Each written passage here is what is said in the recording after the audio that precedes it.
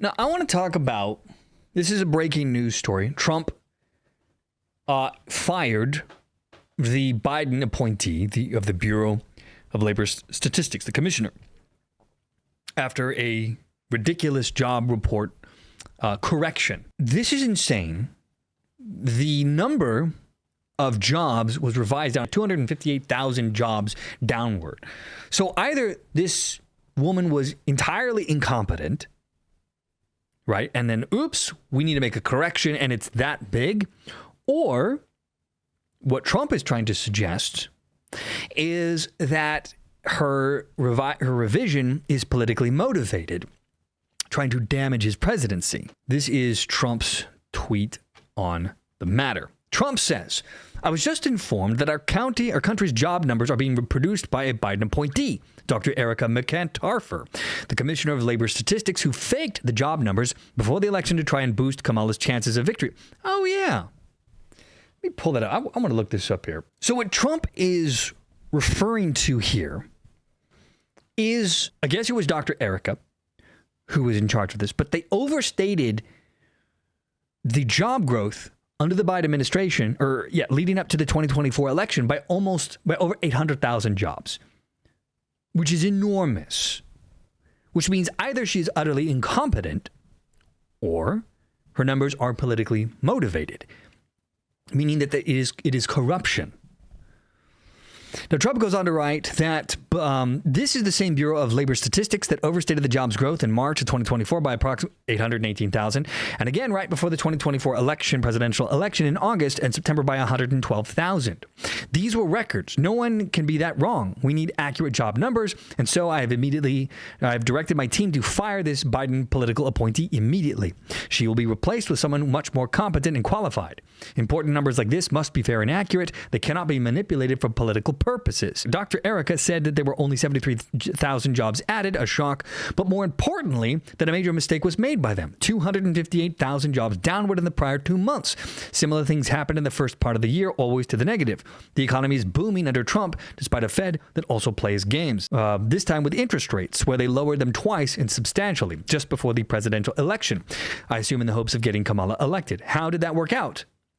Jerome Too Late Powell should also be put out to pasture. Thank you for your attention on this matter. So, as you might guess, the mainstream media has been trying to cover for either the corruption or the incompetence at the Bureau of Labor Statistics. This is how they frame this. Trump fires a senior official over jobs numbers. President Donald Trump has fired Dr. Erika, the commissioner of the Bureau of Labor Statistics, whom he accused without evidence of manipulating the monthly job reports for political purposes. Notice the framing here. Without evidence. No, he said it's either politically motivated or she's incompetent. But they leave that part out. The BLS's monthly labor report Friday showed that the U.S. economy added only 73,000 jobs in July, far below expectations. It also sharply revised down the employment growth that had been previously reported in May and June by a combined 258,000 jobs. After the revisions, the job report shows the weakest pace of hiring for any 3-month period since the pandemic recession in 2020. In my opinion, Trump said, today's jobs numbers were rigged in order to make the Republicans and me look bad.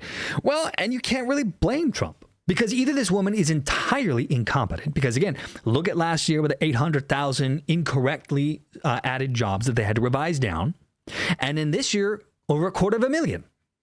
So which is it? Is it utterly is it utter incompetence, or is it politically motivated? Is it corruption? It's only one of the two. She's either a buffoon who has no business being in the job, or she's a corrupt who also should not be in this position. It seems pretty straightforward to me. CNN points out that she was confirmed by the Senate 86-8 in January 2024 for a term of 4 years. Good God. Can you imagine having this woman in charge of the labor statistics numbers for another couple of years? No, you would not want this anywhere near there, because she's either corrupt or she's grossly incompetent.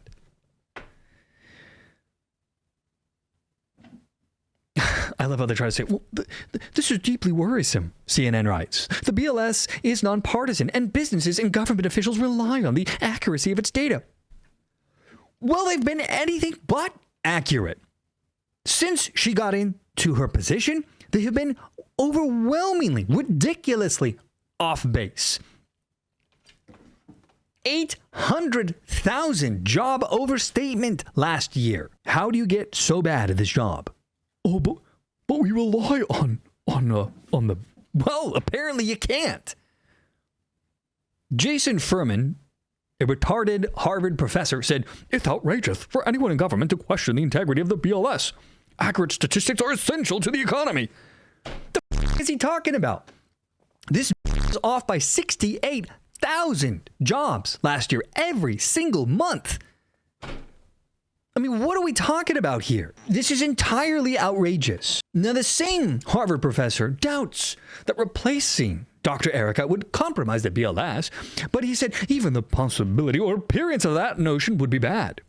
Countries that have tried to fake those statistics have often ended up with economic crises as a result. Well, we've had this woman who can't count for the last year and a half. What are we talking about?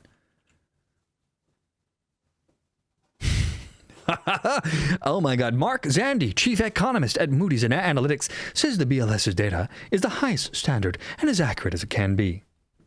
Really? If that's as accurate as we can get, holy shit, we can definitely do better. He says anything that undermines that or even the perception of that high standard is deeply worrisome. I've never seen anything even close to this. It's bad. So, yeah, no surprise here. And no matter what the mainstream media tries to say in trying to cover for this lady, she clearly doesn't belong at her job. She's either too stupid or she's too corrupt. You pick. It doesn't really matter. Get her the hell out.